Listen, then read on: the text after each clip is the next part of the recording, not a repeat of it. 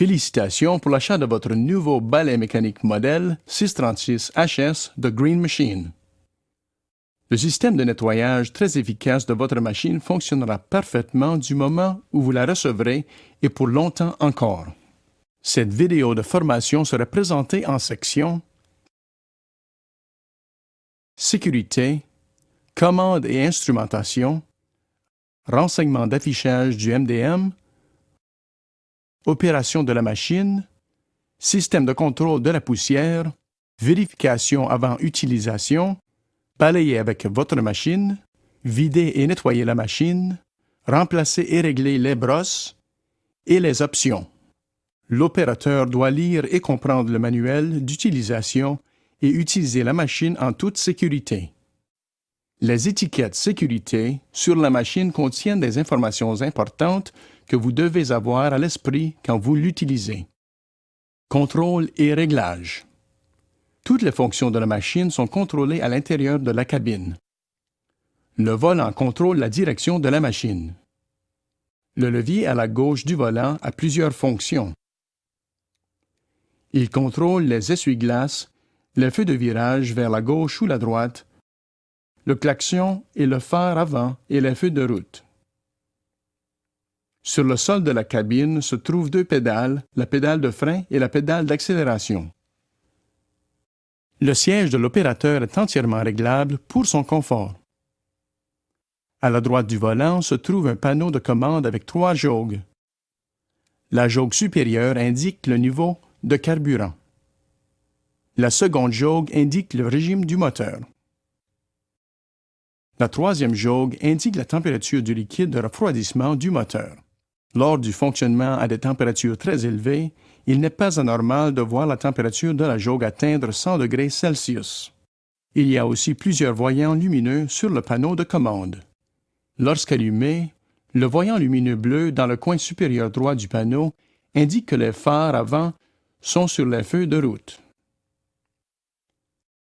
Lorsqu'allumé, le voyant ambre dans le coin inférieur droit du panneau indique que le réchauffeur à bougie luisante du moteur diesel est activé. Il y a 4 voyants lumineux du côté gauche du panneau. Le voyant supérieur rouge indique que le frein de stationnement est activé. Si le moteur fonctionne et que la marche avant est choisie, en plus de ce voyant lumineux rouge, il y aura une alarme audible et un avertissement visuel sur l'écran d'affichage dans la section supérieure droite du compartiment de l'opérateur. Le voyant vert indique que les feux de virage à gauche ou à droite sont activés. Un voyant ambre illuminé signifie un mauvais fonctionnement du système de chargement de la batterie et le voyant inférieur rouge indique que la pression d'huile du moteur est faible. À la droite, devant l'opérateur, se trouve un panneau de commande qui contrôle d'autres fonctions de la machine. Ces interrupteurs contrôlent le mode de fonctionnement de la machine, la position du bas à déchets, la puissance de succion, la vitesse des brosses, les lumières de travail, le dégivreur de pare-brise, les feux avant et latéraux, le projecteur anti-brouillard arrière, le ventilateur de chauffage à 2 vitesses de la cabine, la climatisation, le clignotant de détresse, la balise rotative et l'avertissement audible. L'autre zone de commande de la cabine se trouve juste au-dessus du pare-brise. La caméra de vue arrière, en option, fournit une vue complète de l'arrière en couleur. Cela aide à fournir à l'opérateur une vue complète de 360 degrés autour de la machine. À la droite se trouve la radio et le lecteur de CD. À la droite de la radio se trouve l'interrupteur pour le nettoyeur à haute pression en option ainsi que l'interrupteur du tuyau de déviation en option. Du côté droit se trouve l'écran d'affichage principal de la machine appelé MDM et cerveau de la machine. Le MDM affiche les conditions de fonctionnement de la machine et les messages d'avertissement au besoin. Selon l'écran qui a été choisi, il indique aussi le régime du moteur, le régime du ventilateur d'aspiration, la vitesse du véhicule et plusieurs autres. Le MDM affichera aussi des messages d'erreur qui peuvent aider un technicien qualifié à rapidement diagnostiquer les problèmes techniques. Les écrans de fonctionnement normal affichés indiquent l'état de la machine. L'écran montré nous indique que la machine est en mode de transit et que le levier d'entraînement est en position neutre. Avec l'interrupteur de mode de la machine en mode de transit et le levier d'entraînement déplacé en position avant, le MDM indiquera mode de transit dans le coin supérieur gauche de l'écran.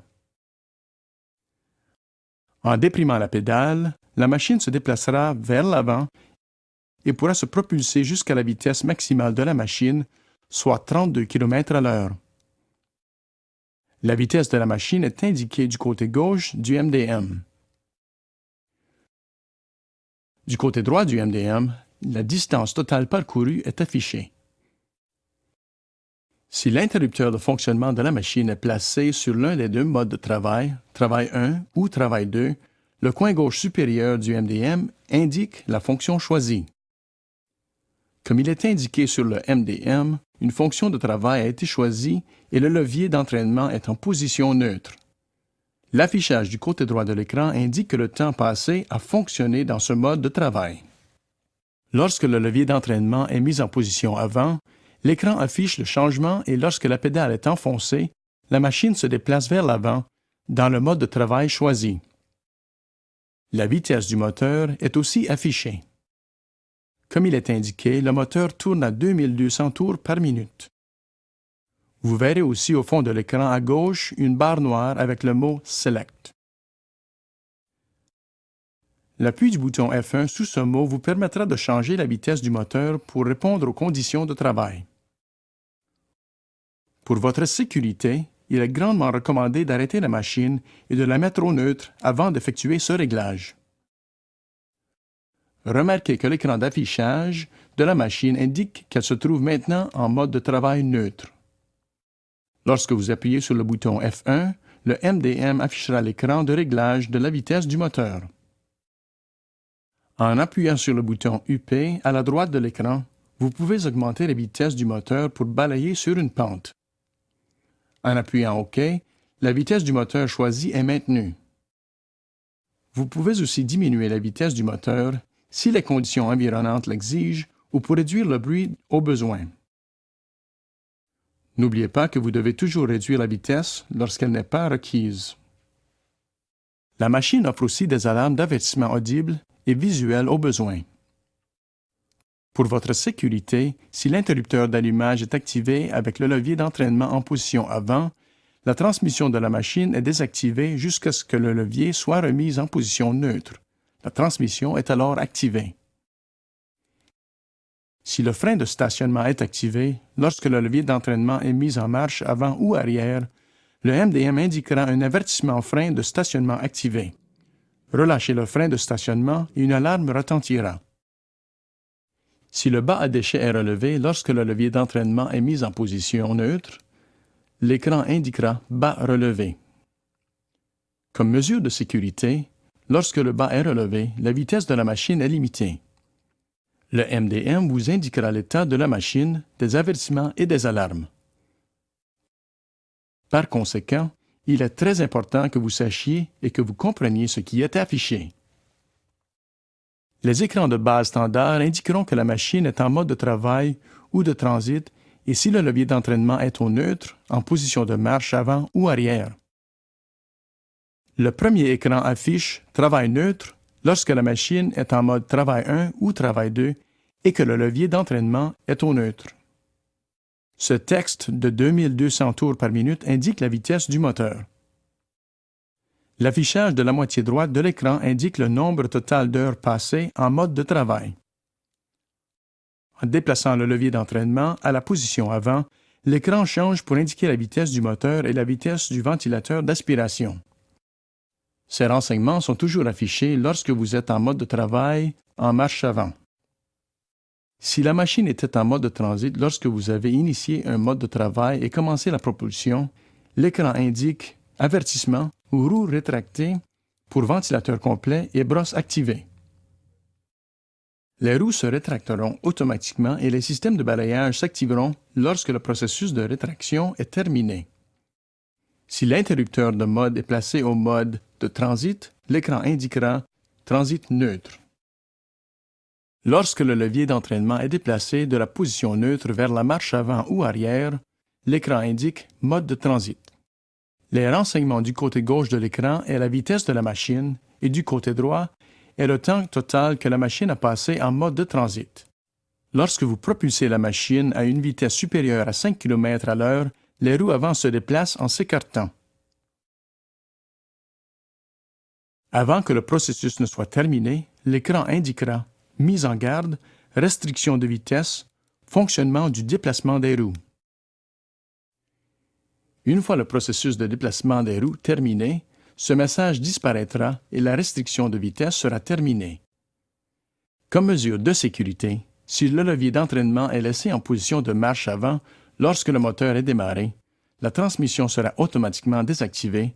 Le MDM indique « Avertissement, transmission désactivée, retournez au neutre ». Remettre le levier d'entraînement au neutre annulera l'alarme et réinitialisera le système. Il y a 3 autres écrans de sécurité que vous devez connaître. L'un indique que le tuyau de déviation a été activé, le second indique que la porte d'inspection du ventilateur est ouverte avec l'interrupteur activé, et le dernier indique que le bas à déchets est relevé et que la vitesse de la propulsion est restreinte. En surveillant le MDM, vous serez toujours au courant des états de fonctionnement de la machine et des mises en garde et avertissements affichés. Dans les conditions de balayage normales, la vitesse du ventilateur d'aspiration devrait être entre 2000 et 2300 tours par minute et elle peut être réglée sur le panneau de commande à la droite du pare-brise. Lorsque la vitesse du ventilateur est réglée à plus de 2400 tours par minute, l'écran d'appoint du ventilateur est activé et vous verrez la barre grise du côté droit de l'écran effectuer un compte à rebours de 5 minutes. Si la vitesse n'est pas réduite à moins de 2400 tours par minute dans 5 minutes, le MDM éteindra le ventilateur et une alarme retentira. Pour réinitialiser le système de restriction de vitesse du ventilateur MDM, la machine doit être arrêtée et le levier de marche avant, neutre, arrière remis au neutre. Ensuite, le balayage normal peut reprendre. Si la pointe du ventilateur a été activée plus de 5 fois dans 1 heure, ce message est affiché. Vous pouvez augmenter la vitesse du moteur et entrer l'étendue d'appoint de vitesse du moteur jusqu'à 3 fois dans 1 heure. Lorsque la pointe du moteur est augmentée au-dessus de 2600 tours par minute, vous verrez une barre grise similaire du côté droit de l'écran effectuer un compte à rebours de 10 minutes. Si la vitesse du moteur n'est pas réduite en dessous de 2600 tours par minute dans 10 minutes, une alarme retentira et la vitesse du moteur sera automatiquement réduite à 2600 tours par minute. Pour annuler l'alarme et réinitialiser la commande de vitesse du moteur MDM, accédez au menu de vitesse du moteur et faites défiler la vitesse jusqu'au régime de balayage normal. Si la machine travaille très fort et que le ventilateur et le moteur se trouvent tous deux dans leur zone d'appoint, cet écran est affiché. L'écran MDM est une source de renseignements précieux qui vous aidera à travailler plus efficacement en toute sécurité. Finalement, l'interrupteur à la droite du MDM contrôle la soupape de drainage du bas à déchets au besoin. Fonctionnement de la machine. Lorsque la machine fonctionne en mode de travail, l'axe avant est en position rétractée, comme montré ici, et la vitesse maximale est restreinte. Lors du déplacement en mode de transit, l'axe avant est allongé pour augmenter la stabilité. La vitesse maximale qui peut être atteinte en mode de transit est de 32 km à l'heure. La façon la plus sécuritaire de passer du mode de travail au mode de transit est d'arrêter la machine et de mettre le levier d'entraînement au neutre. Les brosses s'avanceront et les brosses et la buse se soulèveront. Maintenant, sélectionnez un mode de transit au moyen de l'interrupteur de transit travail situé sur la partie supérieure gauche de la colonne d'interrupteur. Ensuite, sélectionnez marche avant sur le levier d'entraînement en utilisant l'accélérateur pour avancer. Il est recommandé de se déplacer en ligne droite lors du processus de déplacement des roues. Vous devez aussi vous rappeler que pour que le processus de déplacement ait lieu, la machine doit se déplacer à une vitesse d'au moins 5 km à l'heure. Une fois le processus de déplacement terminé, le message d'avertissement affiché à l'écran disparaîtra et l'écran de mode de transit apparaîtra. Le système de contrôle de la poussière. Le système de contrôle de la poussière est une partie essentielle du processus de balayage. Il est donc important que vous compreniez quand il doit être utilisé et comment il fonctionne. Lorsque le système de contrôle de la poussière fonctionne pleinement, des jets pulvérisent de l'eau devant chaque brosse. Un fabricant de nuages fournit un embrun à la zone de la buse d'aspiration et un jet d'eau, situé à l'intérieur du tube de succion, pulvérise de l'eau dans la voie d'aspiration pour réduire la poussière qui entre dans le bas. L'opérateur peut varier la quantité d'eau fournie au jet pour la brosse, mais ne peut pas contrôler le volume d'eau au fabricant de nuages ou au jet situé dans le tube de succion. L'interrupteur du système d'eau a 3 positions avec la position 0 du milieu étant la position d'arrêt. Remarque, les systèmes de contrôle de la poussière fonctionnent seulement si vous êtes en mode de travail 1. Le levier d'entraînement est en position de marche avant, l'interrupteur d'eau est à la position 1 ou 2, l'axe avant est entièrement retracté, il y a de l'eau dans le réservoir et la soupape de commande du débit est ouverte. Avec l'interrupteur en position 1, la pompe à eau est activée et l'eau est alimentée au fabricant de nuages, au jet de pulvérisation au-dessus de chaque brosse et au jet dans le tube de succion. La quantité d'eau fournie au jet de brosse est contrôlée par l'opérateur au moyen de la soupape située dans la cabine du côté gauche du siège. Si la soupape est complètement fermée, le débit vers le jet de pulvérisation de brosse sera coupé, mais le débit vers le fabricant de nuages continuera. Il est important d'utiliser assez d'eau pour contrôler la poussière dans une application de balayage, mais aussi important de préserver l'eau et éviter de transformer les débris en boue. Si la condition de balayage ne nécessite pas une suppression complète de l'eau, mettre l'interrupteur du système d'eau à la position 2 fera fonctionner la pompe à eau et ne fournira de l'eau qu'au jet du tube de succion, puis au jet de la brosse. Remarque, le fabricant de nuages tourne toujours pour permettre l'auto-nettoyage et empêcher l'accumulation de saleté sur le dispositif lorsqu'il n'est pas utilisé. Vérification avant utilisation. Avant de nettoyer un plancher à l'aide de votre machine, vous devez effectuer quelques vérifications pour assurer que votre machine est prête à l'usage. Afin de pouvoir effectuer les vérifications de l'opérateur correctement, il faut d'abord relever le bas à déchets. Confirmer le frein de stationnement est réglé et que le levier d'entraînement est au neutre.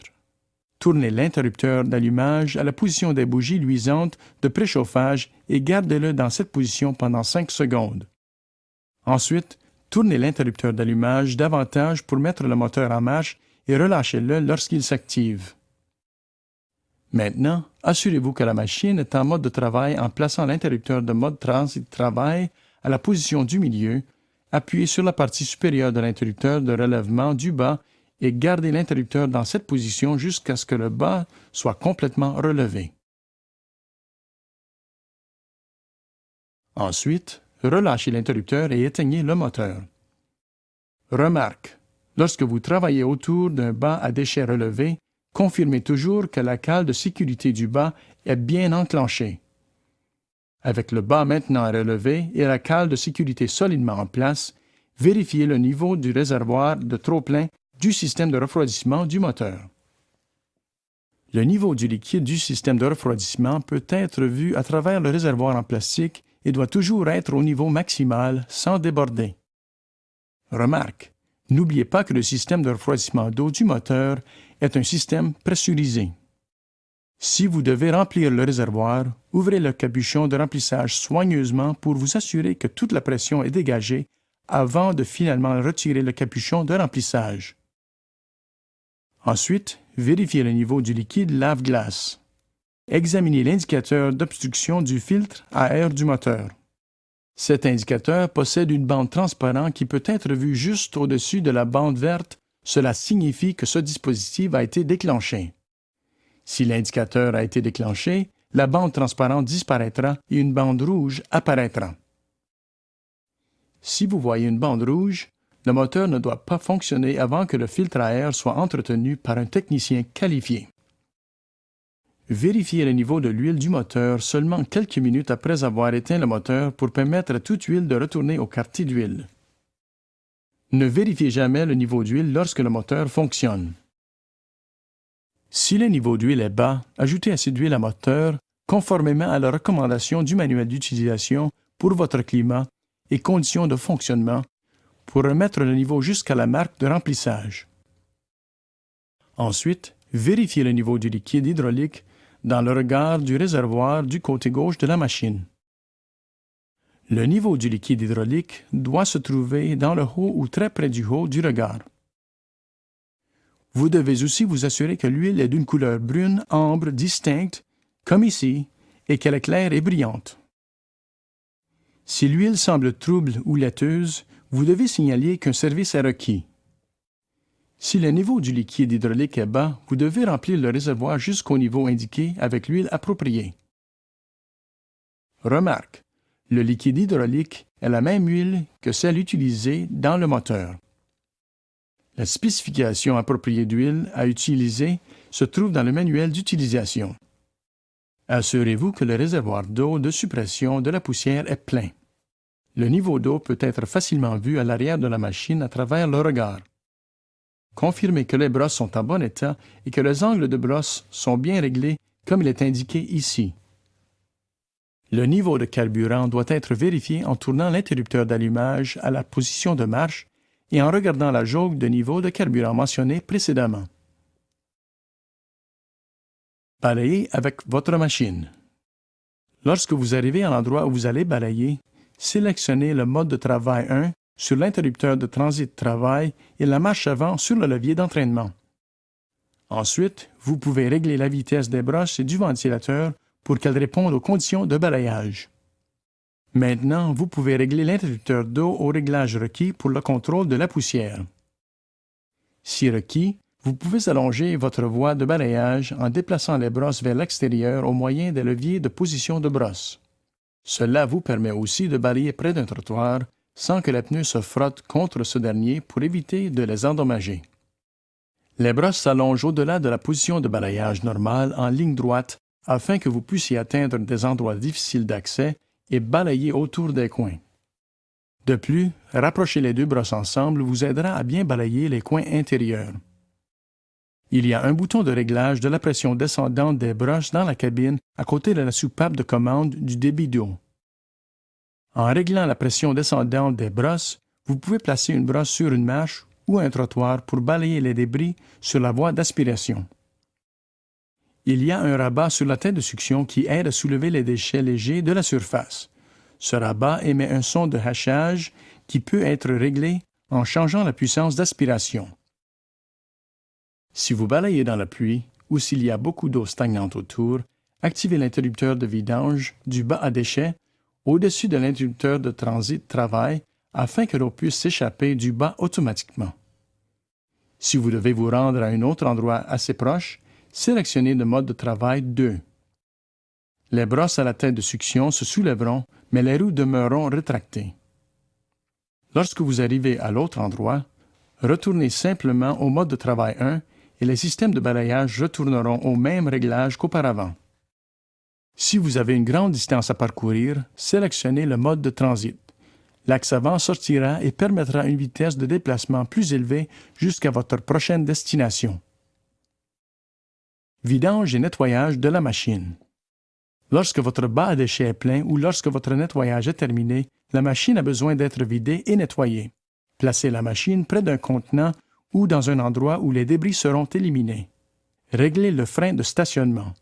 Déverrouillez les deux loquettes de la porte du bas à débris. Placez l'interrupteur de transit travail en mode de travail 1 ou 2. Dégagez le frein de stationnement et reculez la machine jusqu'à un contenant de débris ou site de rejet. L'interrupteur de relèvement-abaissement du bas est situé à côté de l'interrupteur de mode de transit travail. Appuyez sur la partie supérieure de l'interrupteur pour relever le bas. Remarque, le bas à débris ne se relèvera pas tant que le ventilateur d'aspiration fonctionne. Si le bas ne se relève pas lorsque l'interrupteur est déprimé, attendez que le ventilateur cesse de tourner. Une fois le bas à débris vide, appuyez sur la partie inférieure de l'interrupteur pour abaisser le bas. Éloignez-vous du site de rejet, réglez le frein de stationnement et fixez le loquet de la porte du bas. Avant de stationner la machine pour la journée, elle doit être nettoyée. Pour effectuer la procédure de nettoyage recommandée, il est important que la machine soit en mode de travail 1 ou 2 avec l'axe avant rétracté. Placez l'interrupteur de transit de travail en mode de travail 2 et conduisez la machine jusqu'à une baie de lavage. Avec le frein de stationnement enclenché, déverrouillez les 2 loquets de la porte du bas et relevez-le. Lorsque le bas est entièrement relevé, passez au mode de travail 1 et placez le levier d'entraînement en position de marche avant pour abaisser la tête de succion et les brosses. Laissez le levier d'entraînement dans la position de marche avant, coupez le moteur. Ensuite, placez le levier d'entraînement au neutre. Pour votre sécurité, avant de travailler autour d'un bas relevé, réglez le frein de stationnement, éteignez la machine et déployez la cale de sécurité du bas. Avec la buse de succion et les brosses abaissées, vous pourrez laver la saleté des zones environnantes. En vous déplaçant vers la zone sous le bas, lavez le tube de succion du côté gauche de la machine. Ensuite, retirez la pré-crépine de l'avant du radiateur et nettoyez-la. Déplacez-vous vers l'arrière de la machine et lavez le bas à débris. Ensuite, rangez la cale de sécurité, tirez les goupilles de retenue de la crépine du bas, remettez le moteur en marche, abaissez le bas environ à mi-chemin et éteignez le moteur. Avec le bas dans cette position, vous pouvez laver les filtres cycloniques à fond. Retirez la chaîne de sécurité du réservoir d'eau, soulevez le levier et tirez le loquet situé sur le réservoir d'eau arrière. L'ouverture du réservoir donne l'accès au radiateur et à d'autres composants. Lavez le radiateur à fond en prenant soin de garder le niveau du jet à pression à une distance d'environ 45 cm du centre pour éviter d'endommager les ailettes de refroidissement. Assurez-vous de bien atteindre les coins puisque la plus grande partie du refroidissement se fait autour des rebords du radiateur. Fermez le réservoir d'eau arrière et replacez la chaîne de sécurité. En vous déplaçant du côté droit de la machine, ouvrez la porte d'inspection du ventilateur avec la clé et lavez-le. Utilisez le grattoir fourni pour éliminer toute accumulation de saleté. Il est très important que le ventilateur d'aspiration soit gardé propre sans que la saleté s'y accumule puisque cela peut faire vibrer le ventilateur. Maintenant, relevez le bas à nouveau, redéployez la cale de sécurité et installez la pré-crépine du radiateur. Relevez la crépine du bas et installez les goupilles de retenue. Finalement, rangez la cale de sécurité et abaissez le bas. Remarque, au besoin, vous pouvez aussi retirer les couvercles latéraux pendant le processus de nettoyage de la machine pour améliorer l'accès. Remplacez et réglez les brosses. Il est important que les brosses soient réglées correctement et de s'assurer qu'il leur reste suffisamment de vie utile pour terminer votre tâche de nettoyage. Pour remplacer une brosse, desserrez les vis à 6 pans, puis tournez les brosses pour permettre aux vis de tomber dans les trous.